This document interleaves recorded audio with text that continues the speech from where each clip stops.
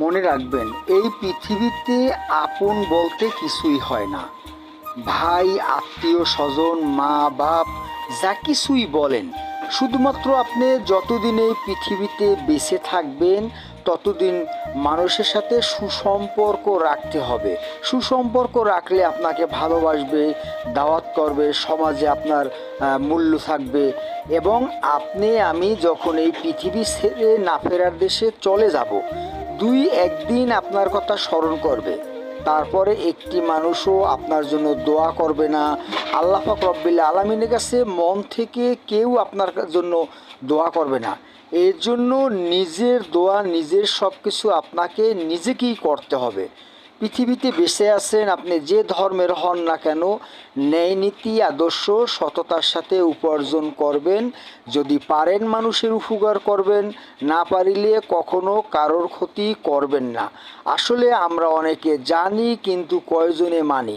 যখন আপনার ঈদ আসবে, যখন আপনার পকেট ভর্তি টাকা থাকবে না, যখন আপনি অসুস্থ হয়ে বিছানায় পড়ে থাকবেন, তখনই বুঝতে পারবেন যে আপনার কে আপন কে পর। প্রতিটা মানুষকে আল্লাহ পাক রব্বিল আলামিন দুইজন ফেরেশতা নিয়োগ করেছে যখন আপনি পৃথিবীতে এসেছেন, ঠিক তখনই। একজনের নাম হচ্ছে কিরামুন, আর একজনের নাম হচ্ছে কাতিবিন। আপনি ভালো করলেও তারা লেখে, খারাপ করলেও তারা লেখে।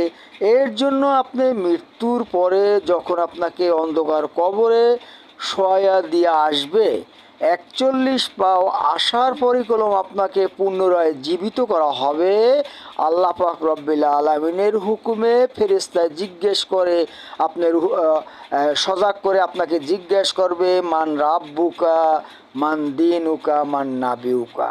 যদি আপনি ভালো কাজ করেন এই পৃথিবীতে, তাহলে আপনার এই ৩টা প্রশ্নের উত্তর দিতে পারবেন। আর যদি খারাপ কাজ করেন, দিতে পারবেন না। কবরের এই পাশের মাটি চাপ দিয়ে ওই পাশের হাড্ডি বের করে ফেলবে। এর জন্য এখনও সময় আছে।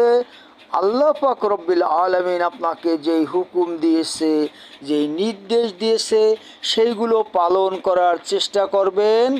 আর আমরা হচ্ছি বিশ্বনবী, আখির নবী রাসূল পাক সাল্লাল্লাহু আলাইহি সাল্লামের উম্মত। এর জন্য এই রাসূল পাক সাল্লাল্লাহু আলাইহি সাল্লামের তরিকা মতন চলার চেষ্টা করবেন। MS মনি 2 চ্যানেলটি সাবস্ক্রাইব করে দিয়ে পাশে থাকবেন। এটা হচ্ছে আমার ইউটিউব চ্যানেল। যদি ভালো লাগে ভিডিওটা শেয়ার করে সবাইকে দেখার সুযোগ করে দিবেন। আল্লাহ হাফেজ। ভালো থাকবেন, সুস্থ থাকবেন।